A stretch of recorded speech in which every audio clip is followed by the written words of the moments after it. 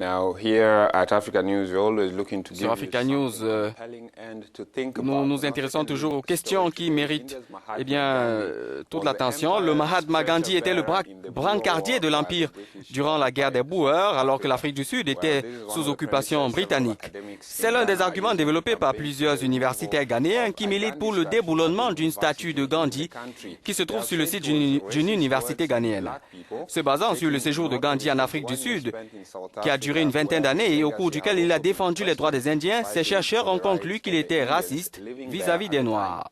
Oui, dans un ouvrage paru l'an dernier, les chercheurs sud-africains Ashwin Desai et Ghulam Wahed défendent que la lutte pour les droits humains menée par Gandhi en Afrique du Sud ne prenait pas en compte les Noirs, elle n'incluait que les Indiens. Ils ont été parmi les premiers à relever l'utilisation du mot kafir. Kafir, c'est un mot qui désigne les Africains noirs, notamment en Afrique du Sud, et qui est aujourd'hui considéré comme discriminatoire. Ils étaient également les premiers à publier les différents textes polémiques de Gandhi. Dans le même temps, la statue de Gandhi de Johannesburg était vandalisée par les jeunes militants brandissant des pancartes sur lesquelles on pouvait lire « Racist Gandhi must fall », le Gandhi, le raciste, doit tomber, et le hashtag Gandhi must fall devenait viral sur les réseaux sociaux. Eh bien, nous avons en ligne Manthé Ariekaye, l'un des auteurs de cette pétition, de la pétition donc lancée dans le cadre de cette campagne. Bonjour Manthé, vous avez lancé une campagne en vue du déboulonnement de la statue de Gandhi à l'Université du Ghana. Quel problème avez-vous spécifiquement avec cette statue?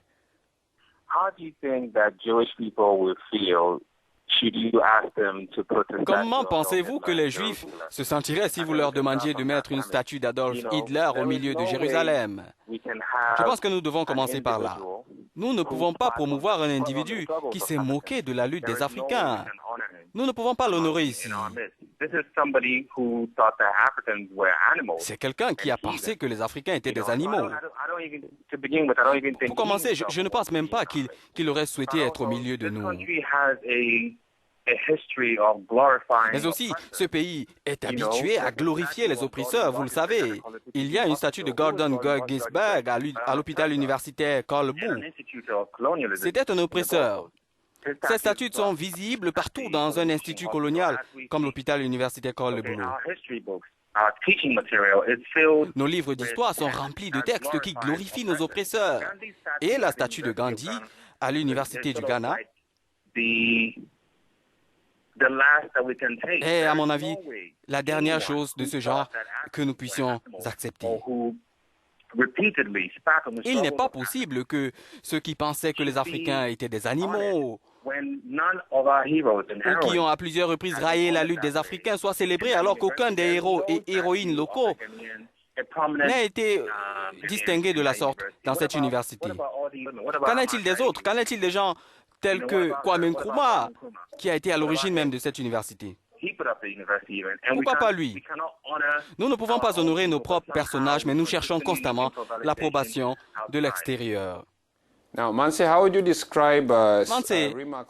la lutte pour les droits des Indiens en Afrique du Sud a ouvert la voie à la lutte pour les droits des Noirs. Eh bien, que pensez-vous de cette citation de Raj Mohan Gandhi, le petit-fils de Mohandas Gandhi? Ce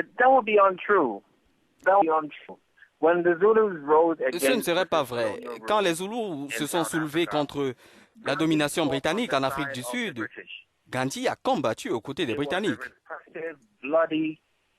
Et on se souvient que c'était une sanglante répression qu'avaient effectuée les Britanniques. Et il était l'un des brancardiers de l'Empire. C'est vrai. Gandhi n'a pas reconnu les Noirs. Ce n'est pas discutable. Ses enseignements continuent d'inspirer les oppresseurs en Inde.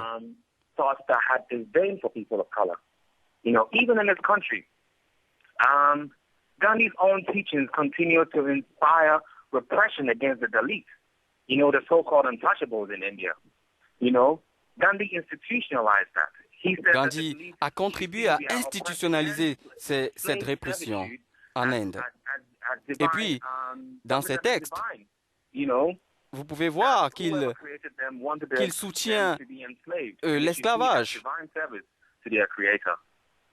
Et donc, il n'est pas du tout question qu'un tel personnage soit parmi nous. Mansi, pour terminer, que feriez-vous si le conseil universitaire décidait de ne pas enlever cette statue? Eh bien, si elle n'est pas retirée, nous réfléchirons très certainement à un autre type d'action. À l'heure où nous parlons, nous avons plus de 1500 signatures sur la pétition et nous avons reçu des centaines de lettres de solidarité d'éminents universitaires de partout dans le monde. Ce n'est donc pas qu'au Ghana, c'est une campagne internationale. Et nous continuerons à faire pression pour le déboulonnement de la statue et qu'elle soit remplacée par des hommes et des femmes ghanéennes qui ont contribué à l'avancement de notre culture. Merci Mansi d'avoir été des nôtres sur le Morning Call. Durant son séjour en Afrique du Sud, Gandhi a constamment manifesté du dédain pour les Africains. C'est en tout cas ce qu'affirme S. Anand, le fondateur de Navayana, l'éditeur du livre Le Gandhi sud-africain, brancardier de l'Empire. Je vous recommande personnellement de lire cet ouvrage. Eh bien, si vous pouvez retrouver ces sujets, vous pouvez suivre les actualités développées sur nos pages Twitter, @AfricaNews en anglais et @AfricaNewsFR en français. On se retrouve tout juste après pour la seconde partie de cette émission.